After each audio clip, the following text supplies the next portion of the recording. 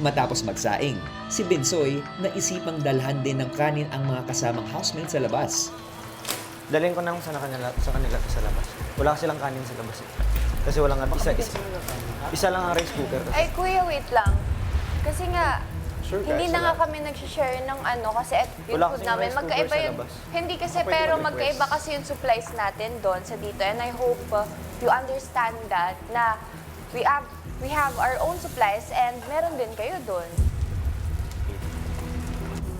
Ano tawag yun ah? Hala, wala Si pang Ate Crit na tawag. sinaing. Fasting nga tayo.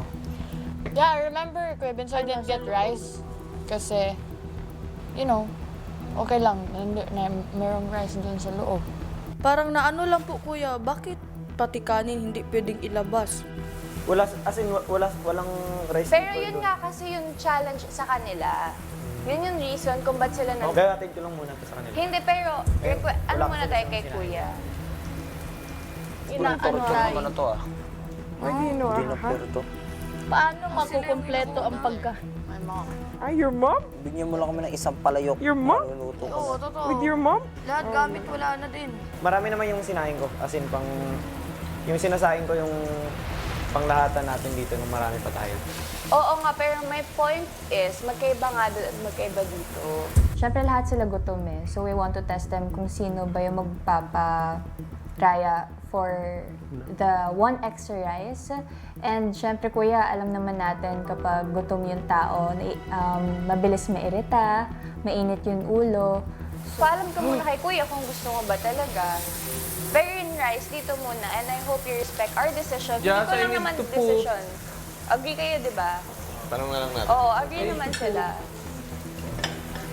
Kagabi ho kasi kuya, yung pagkain ng mga natitira kuya gusto nilang ibigay sa labas. Pero na yun kuya, ibang-iba ho yung na-feel ko. Si Binsoy lumabas muna para kausapin si JM. Ba't ka biglang nagpapagano? Parang pilit na pilit kanina pa eh.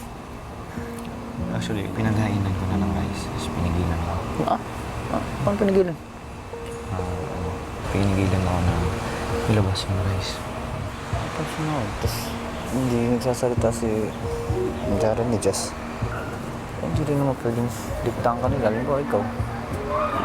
Nature mo na yung pagluluto. Okay lang siya. Pero, ano lang, hindi ako nabalang kausap siya.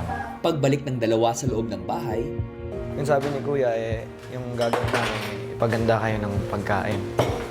Yung direct lang ni Kuya, yung sa pagkain, yung sa gamit.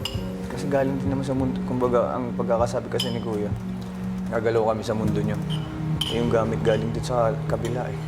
Yung rice cooker galing sa labas. Basta sabi ni kuya, diskarte na namin kumbaga paano namin kayo mapagsisilban sa pagluluto. Sa pagkain. Oo, sa pagkain. Yung kumbaga specifically sa pagkain.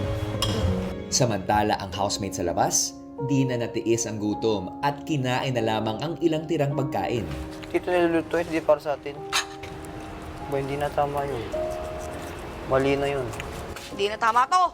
Basta we decided, guys, if we're gonna give you some rice, sila pala, kasi you're gonna eat here. Para hindi na kayo makihati. Yun lang yung rice na ibibigay namin. Again, we're not being selfish. Ginagawa lang din. Kain na kayo. Kasi kayo di ba kayo makain? Bigyan niyo muna para maka-eat na kayo. Para di na sila makain.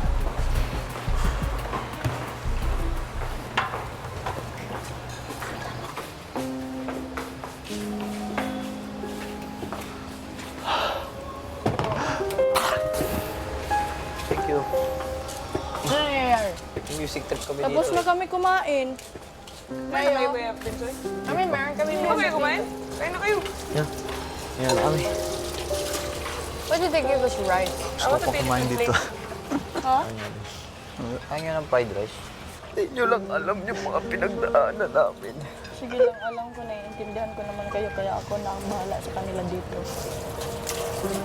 Baka iba kasi isipin.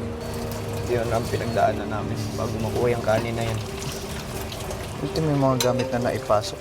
Nahihirapan pa kami ilabas.